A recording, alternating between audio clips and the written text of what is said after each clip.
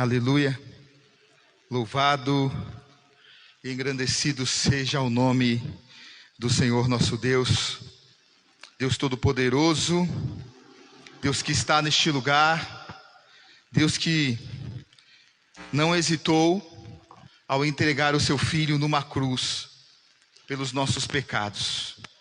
Por isso, nesta noite nós louvamos o Senhor por estarmos aqui e de podermos trazer à memória a morte e a ressurreição de Jesus, pois Ele naquela cruz, Ele demonstrou o seu amor por nós, ao se entregar, ao morrer, dando a sua vida por nós. E eu quero ler uma palavra, quero que você abra sua Bíblia no Evangelho de Marcos, Evangelho de Jesus segundo escreveu Marcos, possivelmente com as ideias de Pedro, mas escrito por Marcos, capítulo 1. Porque possivelmente com as ideias de Pedro? Pedro chamou Marcos de meu filho. E nós sabemos que Marcos não foi discípulo de Jesus, ele era muito novo nesta época. Então nós entendemos que ele pegou de alguém para falar do seu Evangelho de Marcos. Inclusive, a nível de história, o Evangelho de Marcos foi o primeiro evangelho a ser escrito, até antes que Mateus e Lucas. E o Evangelho de Marcos serviu como modelo para que os outros escrevessem o seu evangelho também. Quero ler aqui capítulo 1 de Evangelho de Marcos. Gostaria que vocês se colocassem de pé para nós lermos. É apenas um versículo, mas eu quero, logo após a leitura, fazer uma oração, uma ministração com você aqui. E eu quero que você de pé faça isso com alegria. Se não puder fazer por estar com criança ou não está bem, fique em paz. Mas quem puder ficar de pé, por favor. Evangelho de Marcos, capítulo 1, versículo 1 diz assim: princípio do Evangelho de Jesus Cristo, Filho de Deus. Vou repetir. Princípio do Evangelho de Jesus Cristo, Filho de Deus. Feche os seus olhos. Comece a dirigir o teu coração ao Senhor. Comece a colocar a tua mente diante de Deus, porque Ele está neste lugar. E tem bênção de Deus para a sua vida. Tem bênção de Deus para você nesta noite. Então abra o seu coração.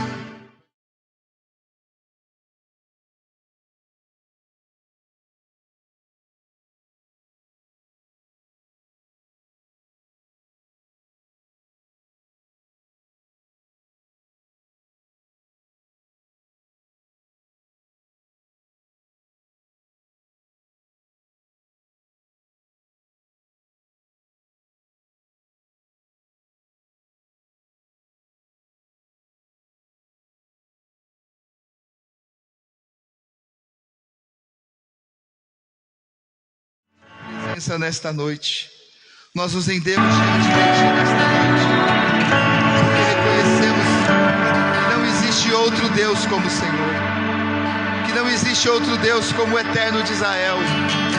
O nosso coração se abre para Te louvar, o nosso coração se abre para Te engrandecer.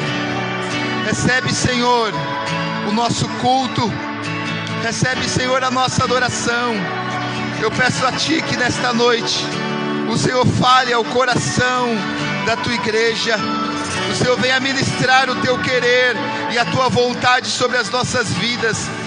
Que caia por terra todo impedimento, que caia por terra todas as barreiras, e que nós possamos ser ministrados por Ti, ministrados por Sua verdade. Fala, Senhor, ao coração dos Teus filhos neste lugar. Oh, grande é o Teu nome, maravilhoso é o Teu nome, nome que é digno de ser louvado, nome que é digno de ser engrandecido. Por isso nós abrimos o nosso coração para o Seu louvor, para a Sua glória, para a exaltação do Teu santo nome, Pai. Recebe o nosso culto neste lugar, em nome de Jesus, em nome de Jesus. Amém. Amém. Você pode se assentar em nome de Jesus. Ele está neste lugar. Glória a Deus.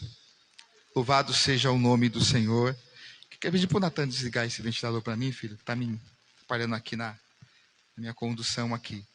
Eu quero ministrar uma palavra ao teu coração nesta noite, baseado neste único versículo que nós lemos. Princípio do Evangelho de Jesus Cristo, Filho de Deus. Princípio do Evangelho de Jesus Cristo, Filho de Deus.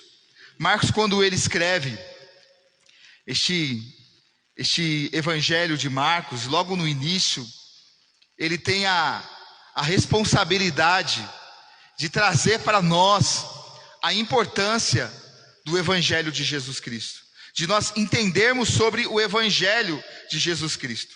E ele começa dizendo princípio do Evangelho. Ele fala sobre princípio, e princípio está ligado a começo, está ligado a início, a origem de todas as coisas. A palavra de Deus em João, capítulo 1, do versículo 1 em diante, ele vem falar sobre que no princípio era o verbo, e o verbo estava com Deus, e o verbo era Deus. Então nós vemos a palavra falando sobre princípio. No começo de todas as coisas, em Gênesis 1, nós vemos que no início criou Deus os céus e a terra estava sem forma e vazia, e o Espírito de Deus pairava sobre as águas. Então a palavra de Deus vem nos dizendo sobre o início de todas as coisas, sobre o princípio de todas as coisas. E desde o princípio Jesus já estava lá. Assim como nós vemos aqui no texto que citamos de Gênesis, que no princípio era o verbo, no princípio era Cristo, e ele estava desde o início. E nós vemos que a palavra fala que lá no começo de todas as coisas, quando Deus cria tudo, e ele vai criar o homem, ele diz: façamos o homem a nossa imagem conforme a nossa semelhança. Então nós vemos que no princípio de todas as coisas, no princípio, Jesus Cristo, ele era o Evangelho, sempre foi o Evangelho, porque ele é o verbo vivo que desceu do céu. Então, como a palavra, como o verbo, ele veio para cumprir o propósito de nos trazer a palavra e de nos ensinar todas as coisas. Então a palavra vem dizendo no princípio do Evangelho. Nesse tempo lá em Roma, quando falava-se de Evangelho, falava-se de boa notícia. E que boa notícia que era essa? A boa notícia de que o rei, ou César, tinha vencido uma batalha, tinha vencido uma guerra, ou então porque estava nascendo um novo César, um novo rei estava surgindo. Então eles lançavam uma moeda, e nesta moeda havia ali uma memória ou uma notícia de que o novo César iria nascer, ou o novo César estava nascendo para reinar por mais um tempo sobre o mundo, sobre a terra ou sobre Roma, no que se diz respeito aqui. Mas quando Marcos ele fala de princípio do Evangelho, ele não está falando deste Evangelho, ele não está falando desta boa notícia de um novo César. Ele não está falando de uma boa notícia de vencer uma guerra, de ele está vencendo uma guerra, mas ele está falando princípio do Evangelho de Jesus Cristo. Então ele vem falando a respeito de Jesus, a respeito do Messias prometido, daquele que viria para mudar todo o conceito de reinado.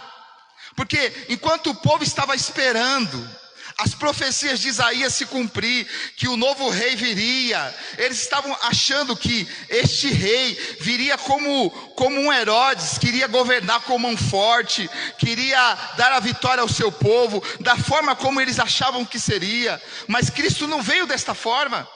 Ele não veio para governar como homem, mas ele veio para trazer um governo eterno, ele veio para trazer um governo santo, ele veio para estabelecer o teu reino, porque quando a palavra de Deus diz: venha o teu reino, seja feita a tua vontade, está falando sobre o reino de Deus, não sobre um reino terreno, não sobre um reino carnal, mas sobre um reino, e a palavra de Deus ela fala sobre o reino dos céus. Por que reino dos céus? Porque este reino não é terreno, e o lugar deste reino, onde está este palácio, não é neste mundo, é nos céus. E é por isso que a palavra diz, para nós não ajuntarmos tesouro na terra, onde traça e ferrugem consome, mas ajuntarmos tesouro nos céus, onde nem traça e nem ferrugem pode consumir, porque o reino de Deus é um reino eterno, um reino que não terá fim. Então ele vem dizendo, evangelho de Jesus Cristo. Então esse nascimento não é de um novo rei como Herodes, como César, mas é um rei que viria para cumprir o propósito, para cumprir o teu chamado como o Messias prometido. Então ele fala evangelho de Jesus Cristo, princípio do evangelho de Jesus Cristo. Quando nós falamos de Jesus, a palavra em hebraico significa o Senhor salva. Então quando ele fala princípio do evangelho de Jesus, ele está falando do princípio do evangelho do Salvador, daquele que não viria para ser um rei comum, mas viria para nos salvar, para nos resgatar das trevas, para nos resgatar de uma vida de pecado e nos transformar, nos tornando filhos de Deus. Então é este rei que nós estamos falando, é deste rei que Marcos está falando aqui no seu evangelho. Mas ele não fala apenas que ele é Jesus, mas Jesus Cristo. Jesus Cristo, ele é o Salvador, mas como Cristo, ele é o ungido, ele é o rei, como Cristo, ele é o Messias. Aquele que Isaías profetizou, aquele que Malaquias profetizou, que viria o Filho de Deus, que viria como rei soberano. Então é sobre este rei, sobre este Jesus que eu quero falar com você hoje. Sobre aquele que morreu numa cruz, sobre aquele que deu a vida por mim e por você. Sobre aquele que nós celebramos ele aqui na ceia, relembrando a sua morte e a sua ressurreição e o seu amor por nossas vidas, porque foi para isso que ele veio, para mudar toda a história. Então ele é o Cristo, o ungido, o rei, o Messias, aquele que veio para nos salvar, aquele que veio para nos resgatar. Mas a palavra ainda diz, e Marcos ele é categórico em dizer, o Filho de Deus, o Filho de Deus. César era reconhecido na sua época como o filho dos deuses, era tido como um Deus, mas um Deus de D minúsculo, um Deus que na verdade não é Deus, porque existe um único Deus, e para ser Deus, tem que ser onipotente, onipresente e onisciente, e ele não tem essas características. O único que tem é o Deus da Trindade, Pai, Filho e Espírito Santo. E este é o nosso Deus, amados. Esse é o Senhor que veio para nos salvar. Então ele vem falando sobre o Filho de Deus, aquele que tem a característica divina, e que na verdade ele é Deus, ele é o Senhor. Eu quero ler aqui alguns versículos da palavra. Primeiro em Salmo capítulo 2, versículo 7, a palavra fala assim: proclamarei o decreto do Senhor, ele me disse, tu és meu filho, eu hoje te gerei. Tu és meu filho, eu hoje te gerei. Em João capítulo 10, versículo 38, vamos ler aqui, João 10, 38. Mas se faço e não me credes, crede nas obras, para que possais saber e compreender que o Pai está em mim e eu estou no Pai. O Pai está em mim e eu estou no Pai. O que ele está dizendo aqui? Que ele e o Pai é um, porque eles são um Deus trino, um único Deus. Ainda em Hebreus capítulo 1, vamos ler aqui, é um passeio bíblico. Capítulo 1 de Hebreus, versículo 2. Nestes últimos dias nos falou pelo Filho, a quem constituiu herdeiro de todas as coisas, pelo que também fez o Evangelho. Então ele ainda confirma que Jesus estava junto quando foi feito o Evangelho. Então a palavra é clara, ele que nestes últimos dias nos falou pelo Filho, a quem constituiu herdeiro de todas as coisas, pelo qual também fez o universo. Então nós vemos que ele estava junto com o Pai. Licença um pouquinho, amados, que não, o óculos embaçou aqui. Não estou enxergando nada. Mas eu acho que esse pano está molhado, vai ficar pior. Alguém me ajuda aqui, por favor. Ficou pior, está muito molhado esse pano. Desculpa a nossa técnica, sem o óculos embaçado não dá. Então a palavra de Deus ela é muito clara, amados. E ela vem falando aqui sobre Jesus como o Filho de Deus, aquele que veio para nos salvar, para nos resgatar. E ele tem uma característica divina, porque ele é o próprio Deus, aquele que veio para nos resgatar. Mas aí Marcos começa a falar sobre o mensageiro, aquele que veio preparar este caminho, o caminho da chegada do Messias, o caminho da vinda do Messias prometido. Então nós vemos ele falando sobre João Batista, e nós vemos aqui a palavra de Deus, no versículo... Está vendo? Sem óculos a gente não enxerga nada.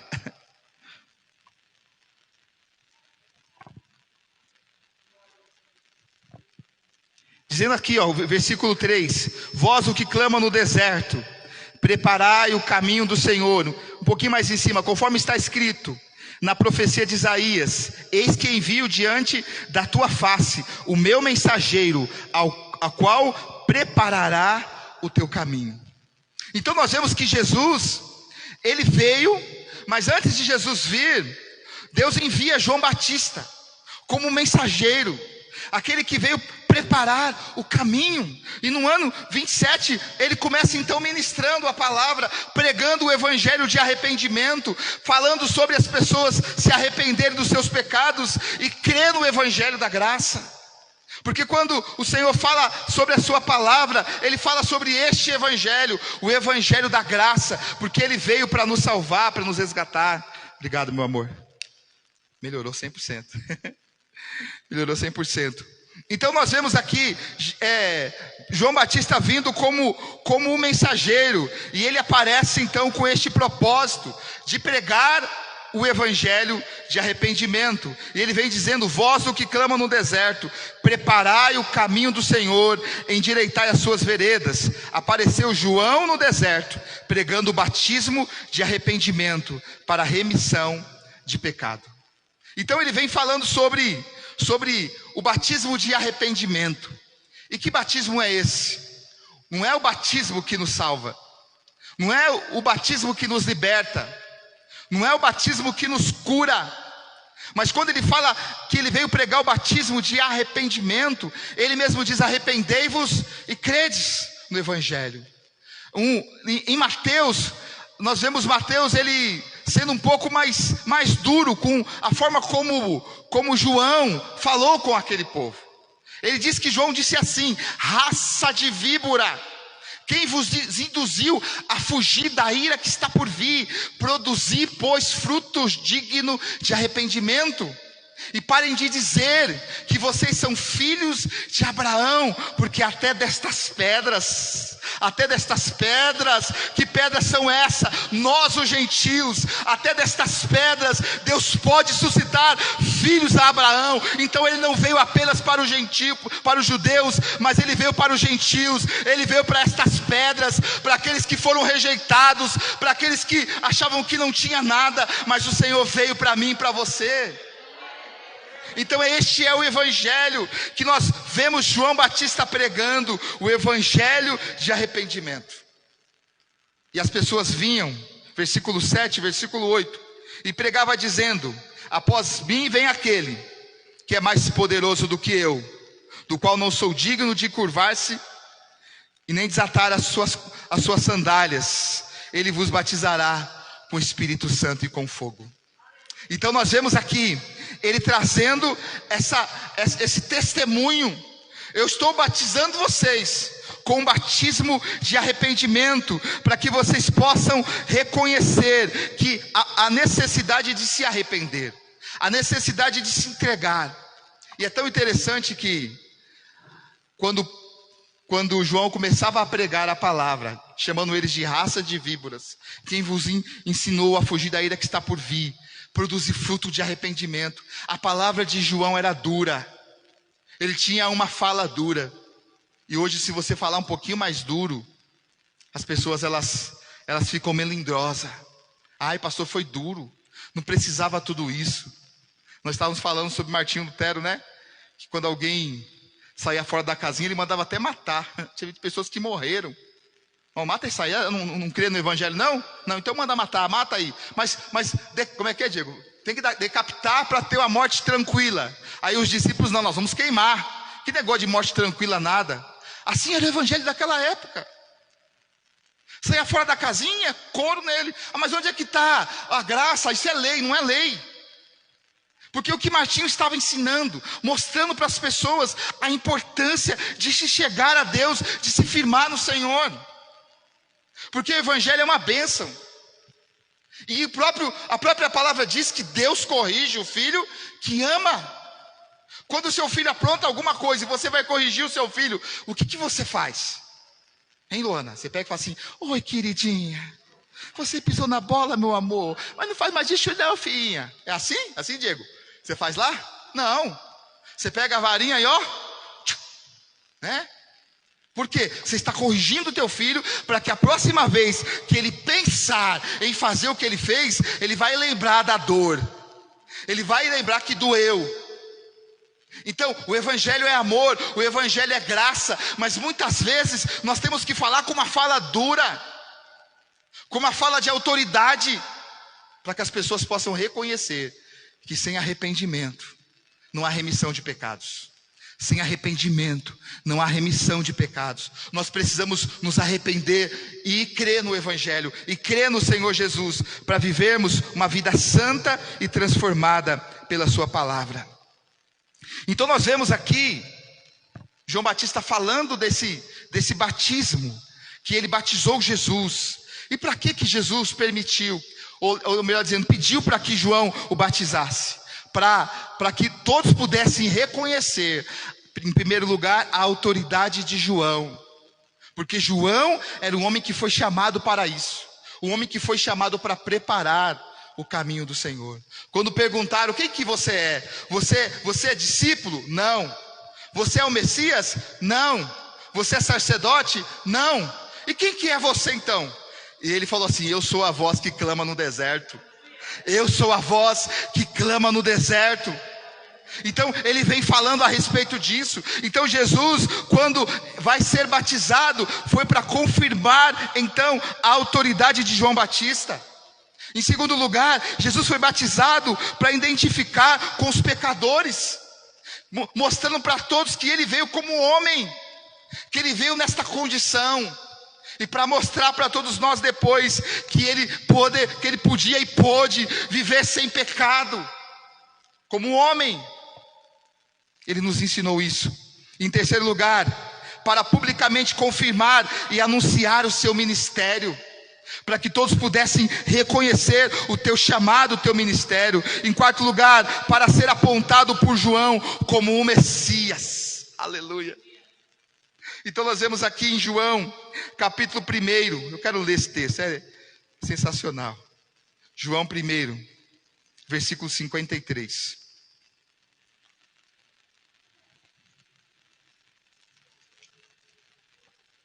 Eu acho que eu errei, espera aí.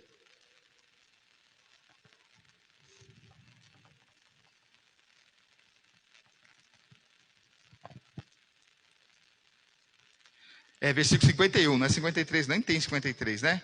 E acrescentou: em verdade vos digo, que vereis os céus abertos, e os anjos de Deus subindo e descendo sobre o Filho do Homem. Aleluia. Então nós vemos aqui João declarando: vocês vão ver os céus abertos e o Filho do Homem. Quem que é reconhecido como Filho do Homem? Jesus. Então ele vai vir novamente para buscar o seu povo, para buscar a sua igreja. E é isso que João está dizendo aqui, confirmando o que João Batista disse. Nós vemos o João amado também trazendo a importância de nós reconhecermos Jesus como Senhor, como Messias prometido, aquele que veio para nos salvar. E depois nós vemos Jesus sendo cheio do Espírito Santo, o Espírito Santo descendo sobre ele como uma pomba, e depois disso ele vai para o deserto. Ele vai para o deserto para ser tentado. E nós vemos ali, amados, Marcos dizendo que ele foi impelido para ir para o deserto. O que significa a palavra impelido? Arremessar, lançar com força para um lugar, obrigar alguém a realizar ou não algo. Foi Jesus que quis. Por mais que nós sabemos que era o propósito, foi o Espírito Santo que empurrou ele. Vai logo. Já foi batizado? Já. O Espírito Santo já veio, então agora eu vou te levar.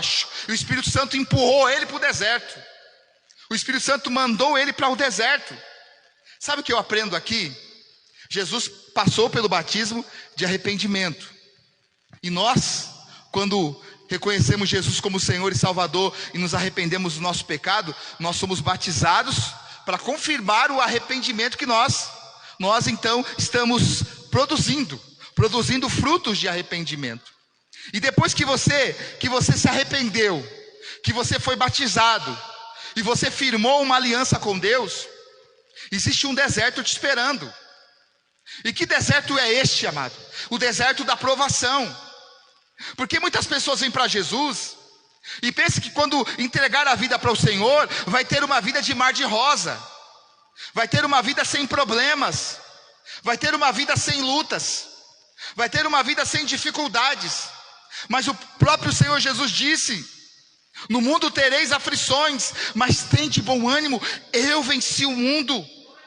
O que Jesus está dizendo, que se nós estivermos nele, e ele diz lá em Romanos 8,37, que em todas estas coisas somos mais que vencedores por meio daquele que nos amou. Então nós passamos a ser mais que vencedores em Cristo Jesus. Então ele foi impelido, foi arremessado, foi empurrado, lançado para o deserto.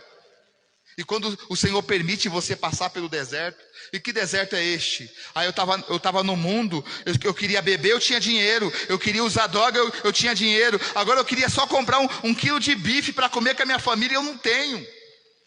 Que vida cristã é essa?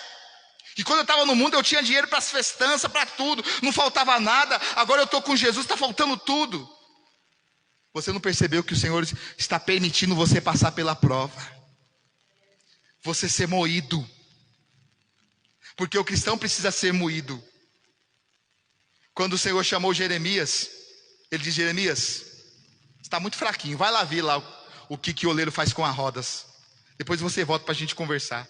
E ele chegou lá, ele viu que o oleiro pegava aquela massa e amassava aquele barro, fazia o vaso quebrava na mão, ele amassava de novo e ele fazia novamente o vaso. E ele disse: assim como o vaso é na mão do oleiro, assim sois vós nas minhas mãos, ó casa de Israel. Eu vou te amassar, eu vou te moer, mas se você permitir e se você deixar, eu vou fazer de você um vaso novo. A palavra de Deus diz: pode o barro contender com o oleiro? Pode o barro falar faz assim ou faz assado?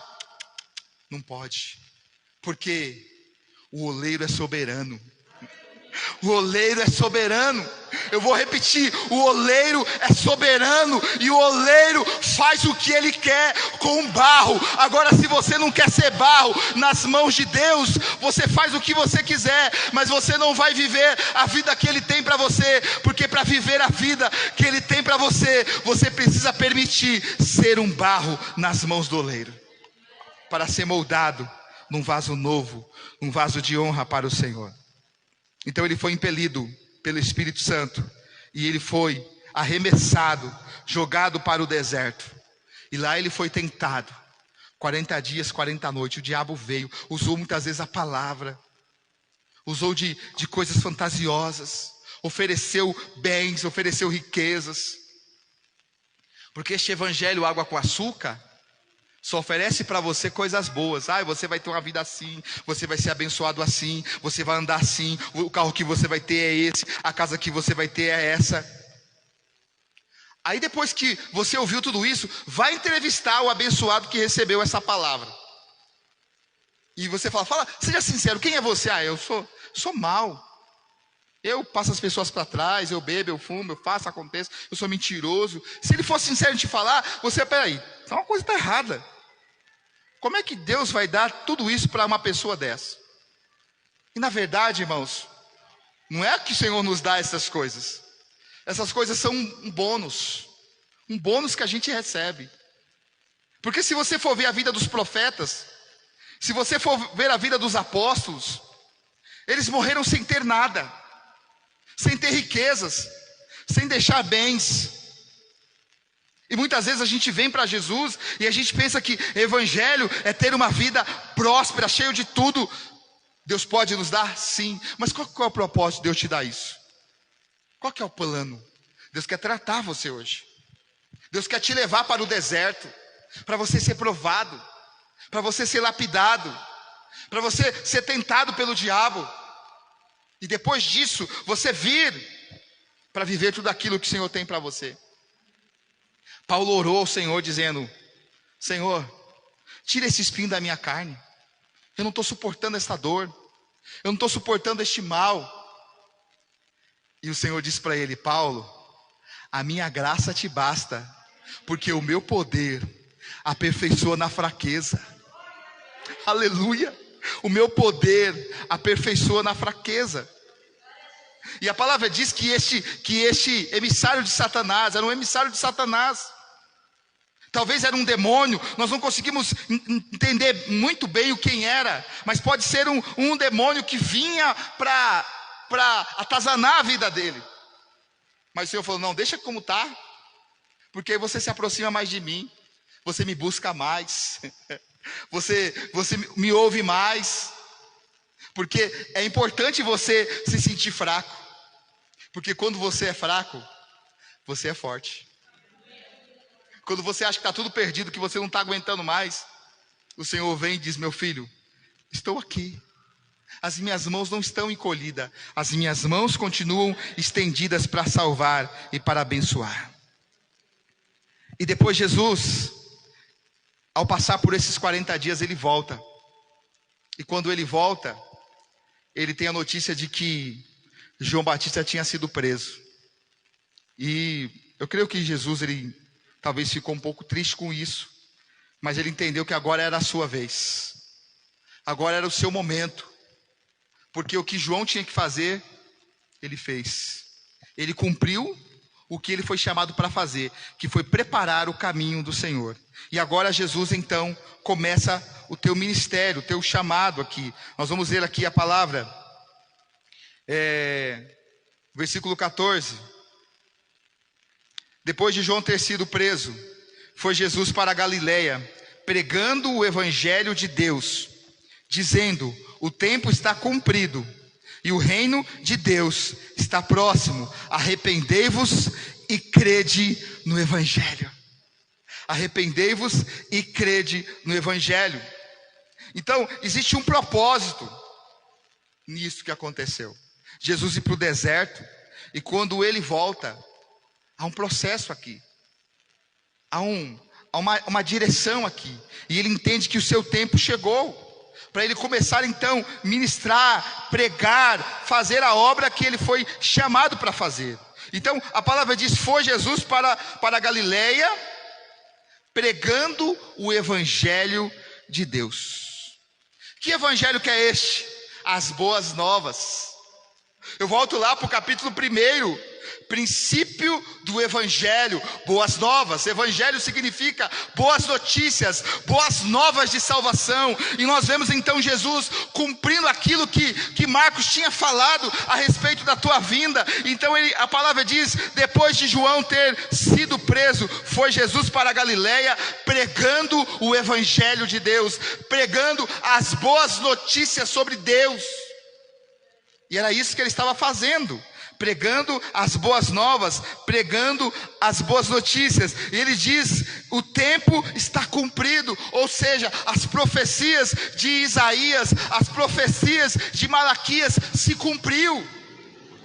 Nós vemos em Lucas capítulo 4, quando ele pega os canons e ele começa a ler: o Espírito de Deus está sobre mim, porque ele me ungiu para pregar boas novas aos quebrantados, para libertar os cativos. E depois ele fecha e diz: hoje se cumpre esta palavra. Então a palavra de Deus se cumpriu em Jesus, e a palavra de Deus se cumpre em mim e em você. Princípio do Evangelho de Jesus Cristo. Evangelho é boas notícias. Nós somos conhecidos como evangélicos. E o que significa ser um evangélico? Ser um portador de boas notícias. Você precisa pregar boas notícias. Você precisa ir lá fora e dizer às pessoas que Jesus cura, que Jesus liberta, que Jesus salva e que Ele preparou um céu de glória para os seus filhos. Nós precisamos ser portadores das boas notícias, porque ser evangélico hoje é moda, mas ser evangélico é ser portador de boas novas, de ser portador do Evangelho. Aquilo que Jesus fez, Ele passou a pregar o Evangelho de Deus, as boas notícias sobre Deus, mostrando que nós precisamos também pregar as boas notícias sobre Deus, e fomos chamados para isso. Então ele diz que o tempo se cumpriu, está cumprido, as profecias estavam cumpridas, e nós precisamos reconhecer e crer na palavra de Deus. Eu quero ler uma última palavra aqui, em Gálatas capítulo 3, porque quando João Batista, ele diz: raça de víboras, quem vos induziu a fugir da ira que está por vir? Produzir frutos dignos de arrependimento, e pare de dizer que vocês são filhos de Abraão, porque até destas pedras Deus pode suscitar filhos de Abraão. João está falando sobre a importância de crer no Evangelho, e através desta fé, se arrepender dos pecados, se converter e viver uma vida para Deus, uma vida para o Senhor. Em Gálatas capítulo 3, versículo 13 e 14, fala assim: Cristo nos resgatou da maldição da lei, fazendo-se Ele próprio maldição em nosso lugar, porque está escrito: maldito todo aquele que for pendurado em um madeiro, para que a bênção de Abraão, a bênção de quem? Para que a bênção de Abraão chegasse aos gentios. Chegasse a quem? Aos gentios. Quem são os gentios? Somos nós. Para que a bênção de Abraão chegasse para nós que somos os gentios em Jesus Cristo, a fim de que recebêssemos pela fé. Por onde? Recebêssemos pela fé o Espírito prometido.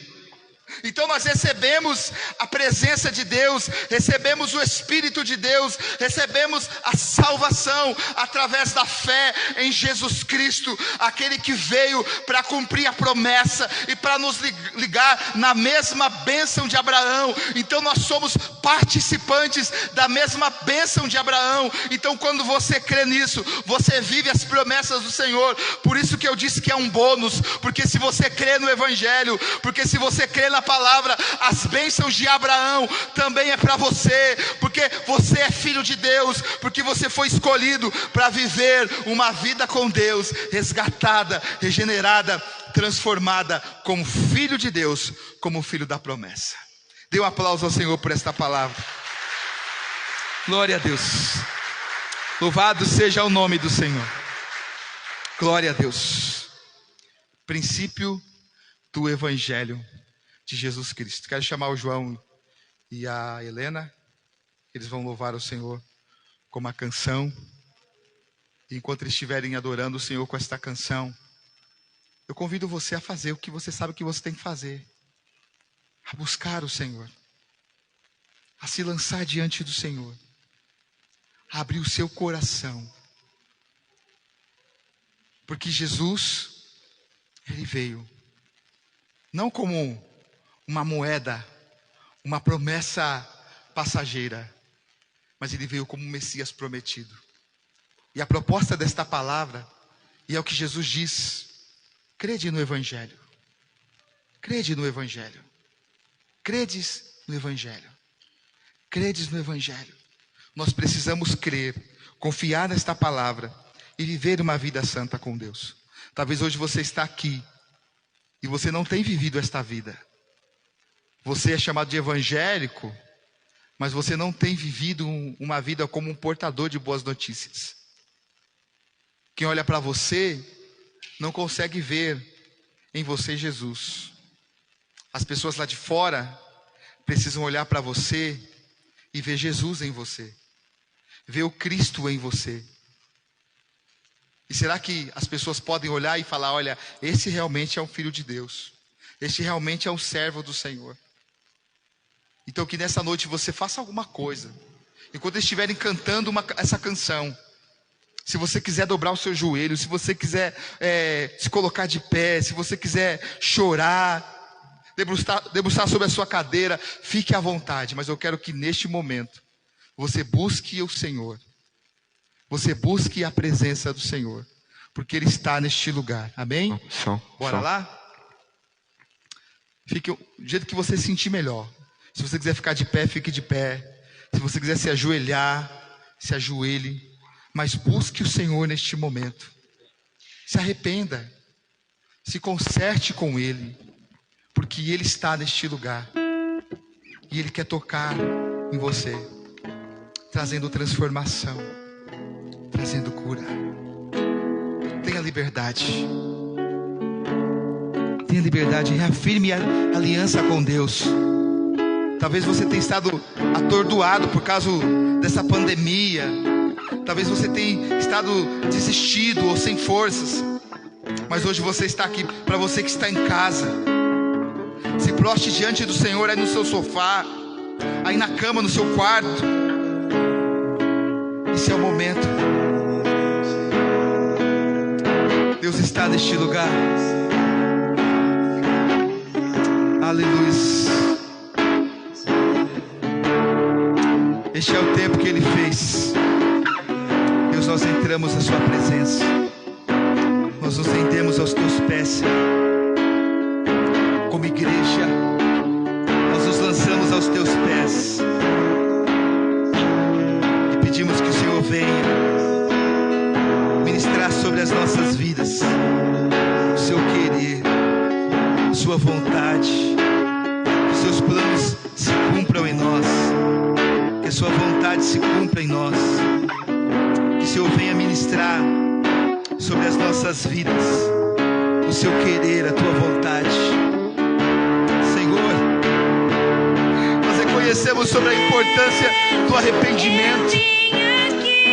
Importância do arrependimento. A nossa esperança é o Senhor. A nossa esperança é Jesus. Nossa esperança é o Messias prometido. Nós não temos nada além de Ti, Senhor. Nós precisamos da Sua presença, Senhor.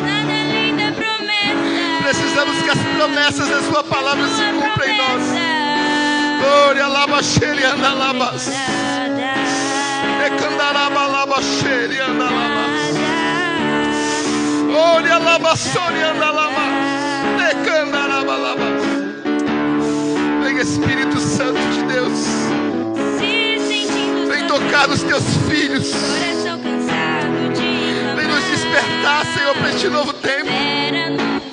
Oh, Espírito Santo, nos impele para a Sua presença. Nos empurra para a Tua presença. Se necessário for, nos empurra, nos joga no deserto. Nos leva para o vale, se preciso for, nos leva para o vale. Nos trata, Senhor. Nos trata, Senhor. Estamos cansados. Cansados deste evangelho água com açúcar. Deste evangelho raso. Deste evangelho sem quebrantamento. Deste evangelho sem arrependimento. Oh, Arrependei-vos e crede no Evangelho. Arrependei-vos e crede no Evangelho. Porque Jesus foi para Galileia e pregava o Evangelho de Deus. Pregando o Evangelho de Deus. E dizendo: arrependei-vos e crede. Arrependei-vos e crede. Arrependei-vos e crede no Evangelho. Se lança completamente aos pés do Senhor, sem reserva. Não oculte nada. Não esconda nada de Deus. Oh, talvez você está se sentindo fraco, sem força de lutar. Você tem um chamado, querido. Você tem um chamado, querida. Não desista do teu chamado. Oh, não desista do teu chamado. Este é o tempo que Ele fez. Não desista do teu chamado, porque Ele não desistiu de você. Oh, Ele não desistiu de você. É tempo de vencer o desânimo. É tempo de vencer as circunstâncias. É tempo de se lançar aos pés da cruz, aos pés de Jesus. Volte-se para Ele. Volte-se para Ele. Ele está te chamando para que você reafirme esta aliança. Esta aliança. Reafirme este pacto. Olha lá, baixeira, anda lá, neca lá, baixeira, anda lá. Reafirme este pacto de servir, de honrar, de glorificar a Ele. Nós não temos nada além de Ti, Senhor.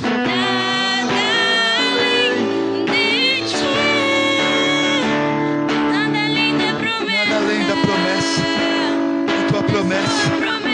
Eu vou para o Pai. Eu vou para o Pai, mas eu voltarei. E onde eu estiver, estejais vós também. Promessa de que o Senhor vai voltar para nos levar. Nós queremos nisso. Aleluia.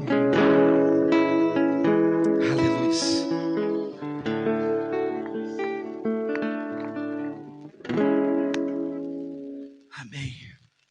Você pode aplaudir ao Messias? Ele é digno. Ele é digno. Ele é digno. Espero que você tenha entendido o que Deus falou.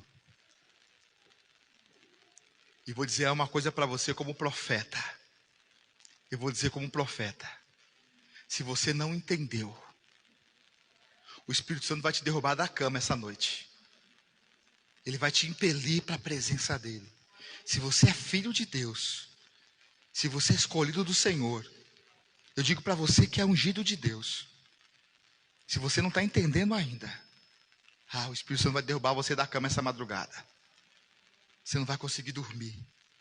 Você não dobrou o joelho aqui, mas lá de madrugada, você não vai resistir o chamado de Deus. E Ele vai te chamar. E quando você se jogar no chão, você vai entender tudo que você não entendeu. Eu não entendi nada que o pastor quis dizer.